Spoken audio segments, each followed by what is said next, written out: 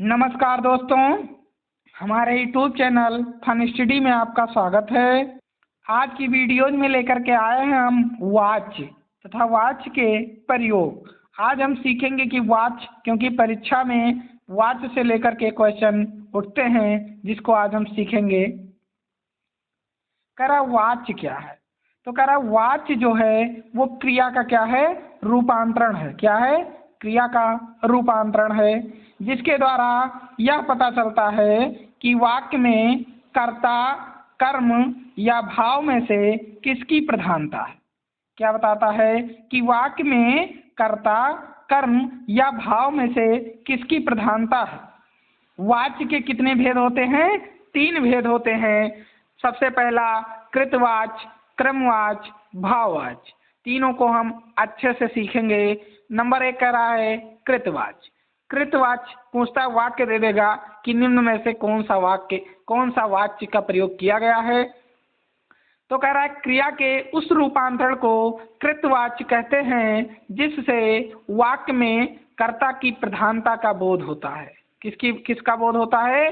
कर्ता की प्रधानता का बोध होता है। उसे हम क्या कहते हैं? कृतवाच्य। जैसे हम एक्टिव वॉइस पढ़ते हैं, उसमें सब्जेक्ट की क्या होता है, आगे दिया रहता है। वैसे हिंदी में जब सिंपल सेंटेंस या कर्ता पहले होता है, उसकी प्रधानता होती है, तो उसे हम क्या कहते हैं? कृतवाच्य कहते हैं। जैसे सुरेश ने आम खाया। क्या? सुरेश ने आम खाया। तो इसमें सुरेश देखो क्या है, हमारा सब्जेक्ट, जिसे हम कर्ता कहते हैं। क्या कहते हैं? कर्ता कहते हैं। तो इसकी क्या है? प्रधानता। तो ये हमारा क्या हो जाएगा? कृतवाच्य हो जाएगा। अगर होता आम सुरेश के द्वारा खाया गया, क्या होता? आम सुरेश के द्वारा खाया गया, तो हम क्या यूज हो, तब क्या हो जाता? तब ऐसे पैसिव वॉइस तो यूज करते हैं हम कि द मैंगोज लगा करके। तो क्या हो जाएगा? तब वो हो जाएगा हमारा, क्या हो जाएगा? क्रमवाच्य। फिर कह रहा है अब क्रमवाच्य। कह रहा है क्रिया का रूपांतरण क्रमवाच्य जिसके वाक्य में कर्म की प्रधानता का बोध होता हो। किसका बोध होता है? क्रम की प्रधानता का बोध होता है। जैसे कह रहा है यह वाच्य सकर्मक से बनता है। किससे बनता है? यह वाच्य जो होता है वो सकर्मक से ही बनता है। जैसे कह रहा है लेख लिखा गया। अब अभी मैंने बताया था सकर्मक क्रिया, कर्मक क्रिया। तो इसमें क्या है? लेख लिखा गया। तो लेख हमारा क्या है? मतलब जो चीज लिखा गया, जैसे पत्र लिखा गया, लेख लिखा गया। तो ये सारी चीजें क्या है? क्रमवाच्य है कि नहीं है? सबसे पहले ऑब्जेक्ट है ना, हमारा कर्म है, लिखना फिर हमारा क्रिया है। फिर तो ये सारी चीजें क्या होंगी? क्रमवाच्य कहलाएंगी। अब इम्पॉर्टेंट जो है वो हमारा है भाववाच्य। क्या है? भाववाच्य। क्योंकि भाववाच्य से क्या क्वेश्चन उठता है परीक्षा में, कॉम्पिटेटिव एग्जाम में भाववाच्य को लेकर के कंफ्यूजन रहती है बच्चों को। इसलिए एग्जामिनर क्या करता है? भाववाच्य के उदाहरण दे देता है। कह रहा क्रिया का वह रूपांतरण भाववाच्य कहलाता है जिससे भाव या क्रिया की प्रधानता का बोध होता हो। मतलब फीलिंग्स, क्या हो जाएगा? फीलिंग्स हो जाएगा। कह रहा यह वाच्य अकर्मक क्रिया से बनता है। ये भी पूछ सकता है कि कौन सा वाच्य सकर्मक क्रिया से बनता है और कौन सा वाच्य अकर्मक क्रिया से बनता है। तो हमको बताना है कि क्रमवाच्य सकर्मक क्रिया से बनता है और भाववाच्य अकर्मक क्रिया से बनता है। उदाहरण के लिए भाववाच्य में है मुझसे चला नहीं जाता। अब चला नहीं जाता, मुझसे चला, ये क्या है? ये हमारी फीलिंग्स है, भाव है। उससे हंसा नहीं जाता, तो ये सारी क्या है? भाववाच्य है।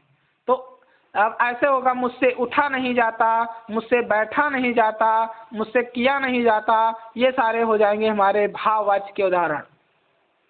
अब कह रहा वाच्य का प्रयोग कैसे करते हैं। तो कह रहा है वाक्य में क्रिया किसका अनुसरण करती है? कर्ता, कर्म या भाव। किसका?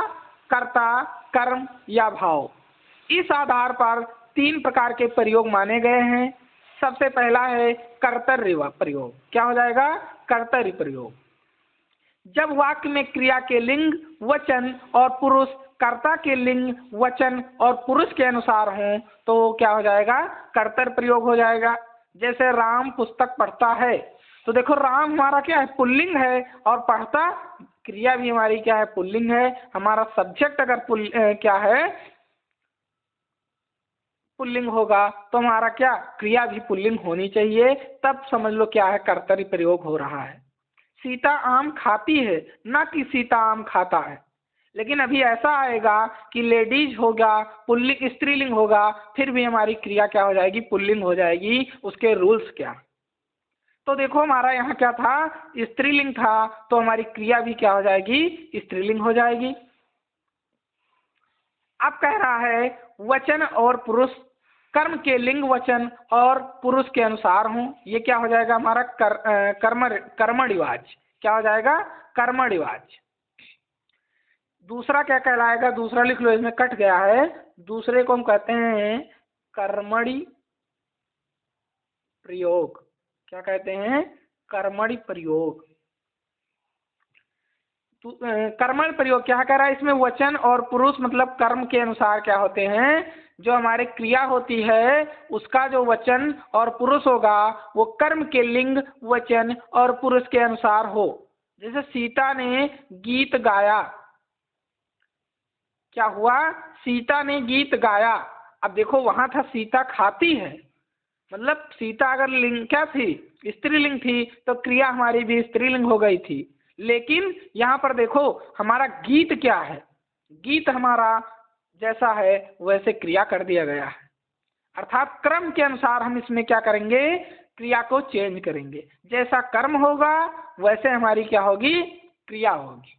कर्म हमारा अगर क्या है, पुल्लिंग है, तो क्रिया हमारी पुल्लिंग होगी, तो उसे हम कर्मणि प्रयोग कहते हैं। जैसे राम ने पुस्तक पढ़ी, कि राम ने पुस्तक पढ़ा नहीं, ये पुस्तक के अनुसार हमने चेंज किया है लिंग और वचन को। फिर कह रहा है नंबर तीसरा, भावे प्रयोग। क्या हो गया, भावे प्रयोग। जब वाक्य की क्रिया के लिंग वचन और पुरुष कर्ता अथवा कर्म के लिंग वचन और पुरुष के अनुसार न होकर के सदैव पुल्लिंग एक वचन और अन्य पुरुष में हो, तब भावे प्रयोग होता है। एक बार फिर से देखिए, कह रहा जब वाक्य की क्रिया के लिंग वचन और पुरुष कर्ता अथवा कर्म के लिंग वचन और पुरुष के अनुसार ना होकर के सदैव पुल्लिंग एक वचन और अन्य पुरुष में हो, तब भावे प्रयोग होता है। जैसे राम से सोया नहीं जाता, सीता से रोया नहीं जाता। अब देखो यहाँ सीता स्त्रीलिंग थी ना, तो यहाँ क्या हो जाता, जाति होना चाहिए, और रोना भी क्या है हमारा एक स्त्रीलिंग देखा जाए तो है, तो भी क्या हो जाएगा। लेकिन क्या इसमें हमेशा बताया है कि सदैव पुल्लिंग एक वचन और अन्य पुरुष में हो, तब भावे प्रयोग होता है। लड़कों से रोया नहीं जाता, उससे रोया नहीं जाता, तो ये सारी क्या हो जाएंगी, ये भावे प्रयोग हो जाएंगे हमारे। तो इसको हमने अच्छे से सीखा। अगर किसी को कोई डाउट होता है तो वो कमेंट बॉक्स में जरूर बताए। वाच्य को लेकर के, क्रिया को लेकर के अगर कोई डाउट है तो एक बार जरूर कमेंट करिएगा। उसका हम अगली वीडियो जब कोई भी लाएंगे पहले उसको समझा करके तब हम आगे बढ़ेंगे, क्योंकि क्रिया और वाच्य से लेकर के एक ना एक क्वेश्चन कॉम्पिटिटिव एग्जाम में आता है। चाहे वो सकर्मक कर्मक से पूछ ले, चाहे वो भावे वाच्य और कर्मवाच्य से पूछ ले, चाहे वो नाम बोधक प्रेरणार्थक क्रिया से पूछ ले, चाहे द्विकर्मक क्रिया से पूछ ले, लेकिन पूछना है उसको। अगर क्रिया का चैप्टर है सिलेबस में तो क्रिया से एक नया क्वेश्चन इससे आएगा। और मुझे जहाँ तक लगता है कि आप लोग उस एक नंबर को आप नहीं छोड़ने वाले हैं, क्योंकि आप लोगों को अच्छे से समझ में आ गया होगा। अगर नहीं आया है तो ज़रूर उस क्वेश्चन को टाइप कर दीजिएगा, मैं शाम तक आपको उसका उत्तर अच्छे से समझा दूंगा। धन्यवाद।